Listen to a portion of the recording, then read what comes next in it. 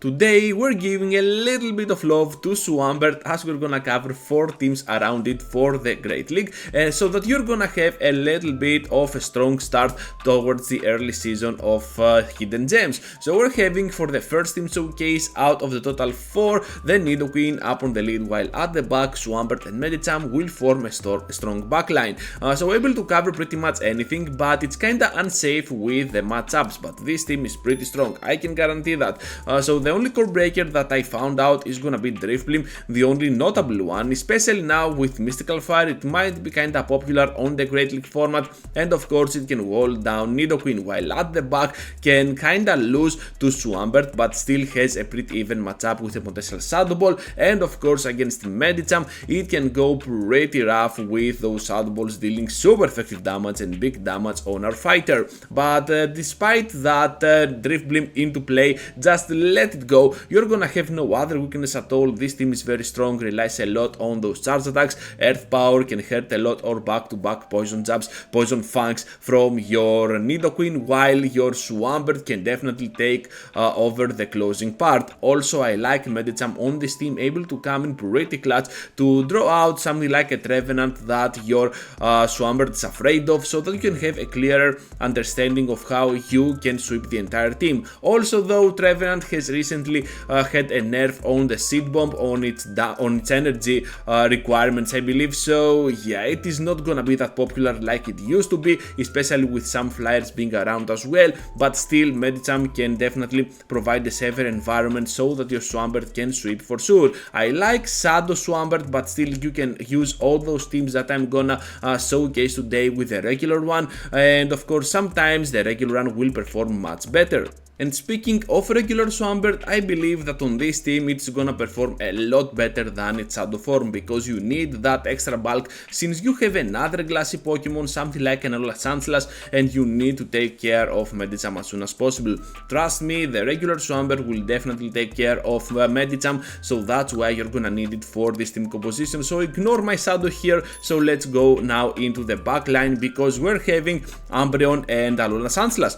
Those two are pretty strong, but have a common weakness, and that is the fighting. With the fighters out of the way, the backline can pretty much destroy anything, because it can go pretty neutral against anything. And now with Drill Run on your Sandslash, which I do not have here because these battles are pre-recorded on the previous season standards, you're gonna be on a very good spot on the closing part. Alolan Sandslash with Drill Run can now threat even more the steel types, while you still got Ice Punch for the flyers, and of course Shadow Claw for general damage and really nice energy gain. I like Umbreon as a safe switch here, because if you do not happen to have a fighter up on the lead, you have to immediately switch out to your Umbreon, whatever lead you might have, and then try to provoke out that fighter so that your Sandslash is gonna be on a very good spot. The strategy is here, it's all up to you in order to find it out, and with that said, I think that this team is very strong if you can rotate properly. So doing that is gonna get you some easy wins. Alola Sandslash is the key here as the closer,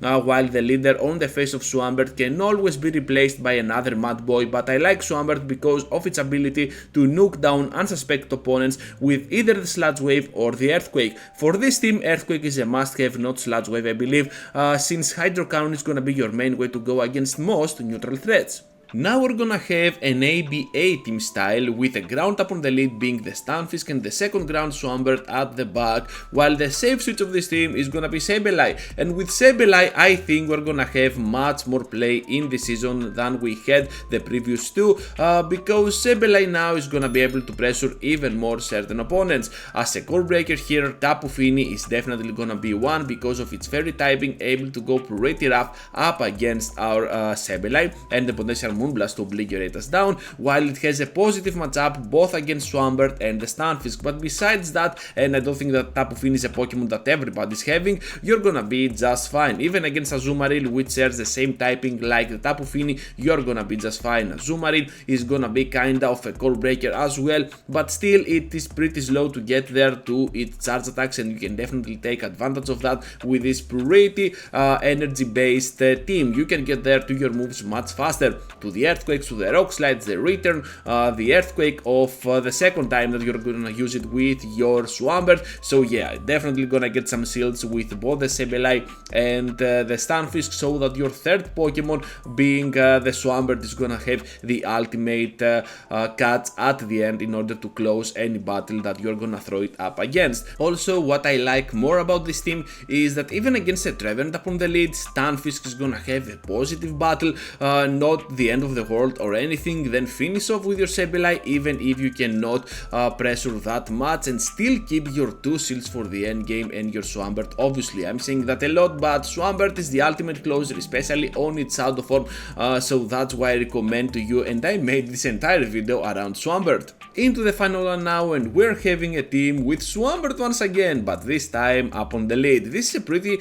usual team that a lot of trainers are using with Swampert. Swampert up on the lead, at the back Drapion as a safe switch and the Flyer as their third, but this time we're not gonna have something like Skarmory that most people do, or Altaria, but instead we're gonna use Pidgeot. So what I like about this team is that Shadow Swampert, yeah, you need Shadow Swampert about this one. Before I told you need regular, but this time Shadow. You're gonna do a lot of work offensively, able to get those shields out of the way, while your Pidgeot then can go to town with even back-to-back Brave Birds, which is gonna be neat. Even resisted, this move deals a lot of damage eventually, especially when it comes out of a Pokemon like Pidgeot.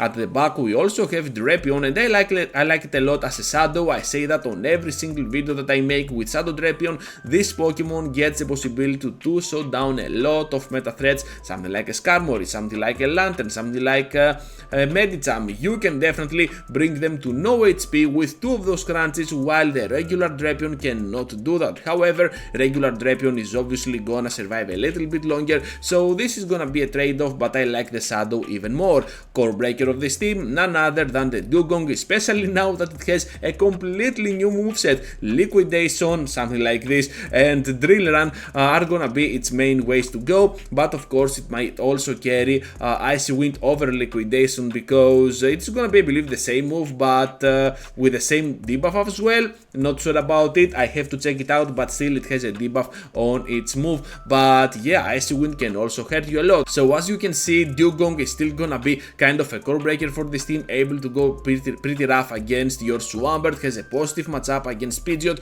and of course it's going pretty neutral against the Drapion. And if Drapion is gonna be Shadow, yeah, here is where you might want to have something like a regular Drapion for your team. But other than Dugong, you're gonna be just fine, who cares about that? And that is gonna be all for today, covering 4 teams around Swampert.